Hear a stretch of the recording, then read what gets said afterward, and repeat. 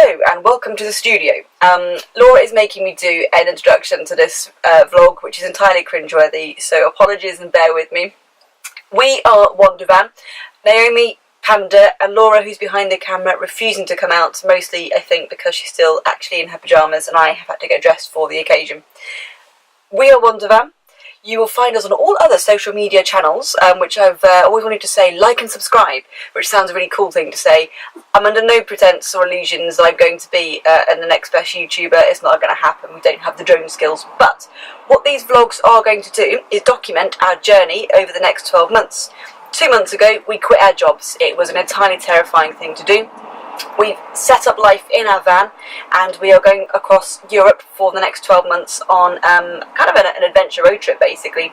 And this vlog thing is going to document everything that is wild camping spots, struggles that we may have, I don't know, language barriers, the fact that it's two women, you know, kind of is an interesting take on things, but also it's going to be inspiration hopefully for your ideas of where to go, and it will give a real account of how much people did, you know, how much we actually spent on these adventures, what difficulties we did actually encounter, the trials and tribulations of van life, not just backdoor pictures onto sunsets with beautiful bikini bodies, because frankly that's not going to happen.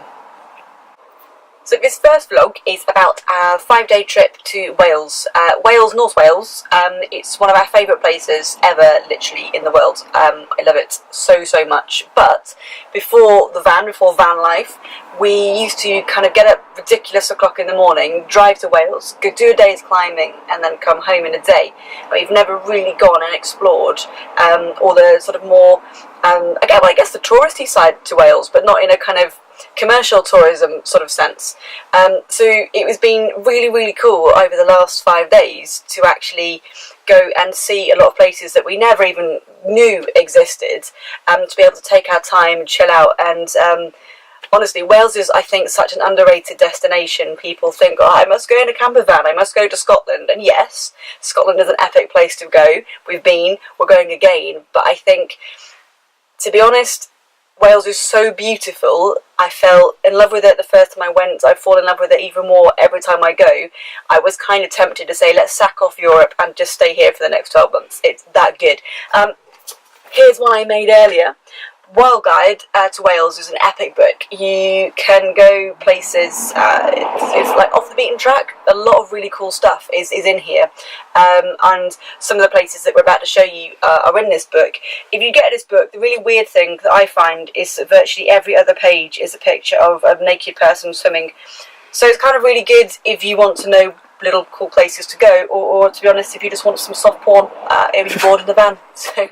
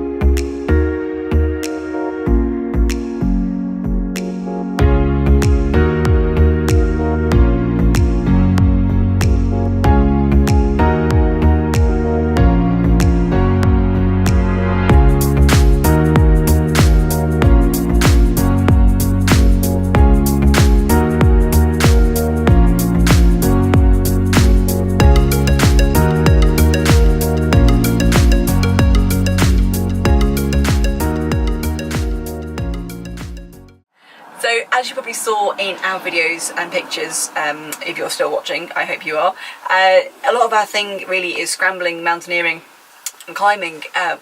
Kind of one of the main reasons that we go to Wales is to do this stuff, and Ogwen Valley is the absolute mecca for scrambling in Wales.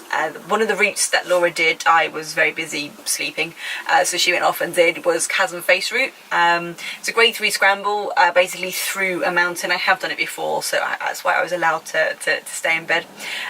Also because I'm inherently lazy, to be fair.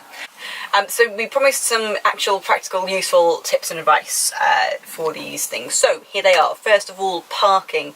If you are in a camper van, any size of camper van, whether it's a Berlingo to what we're in, a Renault Master, or I don't know, anything bigger, parking can be a bit difficult. When you go to the Slate mines, in the Wild Guide book it says park on the roundabout, which sounds really weird, like why would I just randomly park on a roundabout? It looks odd. However, trust it, this is the roundabout, and one of the roads that goes off it, actually, if you tuck yourself in, I reckon you'll probably get about 3 decent sized vans down the one side of the road, so you're good to go there. And it is not like an actual used road, so yeah, that one is absolutely fine. But just really tuck in if you can over the side of the road. Second one, in terms of parking, if you go to Porth, do not take your van from the main lay-by and think, oh, I think I'll park a little bit closer and go nearer to it. Unless you're driving some sort of magical micro camper that's a Clio, you will not get your van A, up there, B, turned around, C, parked, D, everybody will hate you. So really important that you stay in the lay-by there. So although technically wild camping in Wales is illegal, and therefore I don't advocate that you do it, there are some really cool park-ups that, should you want to, you can go to. I think in Wales actually the vibe is pretty chilled out about van life as in general. I know, very, very chilled out. Yes.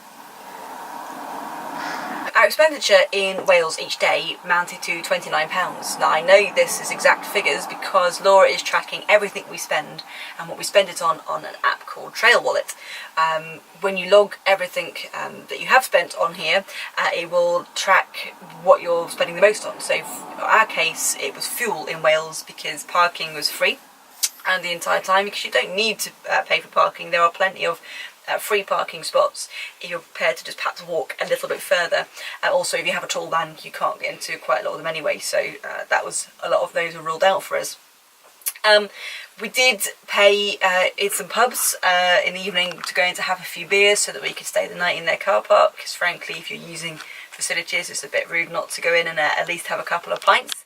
Which, you know, also be rude not to. I'm happy to take that on for the team, to have a pint, to stay in a car park. That's something I'm totally cool with.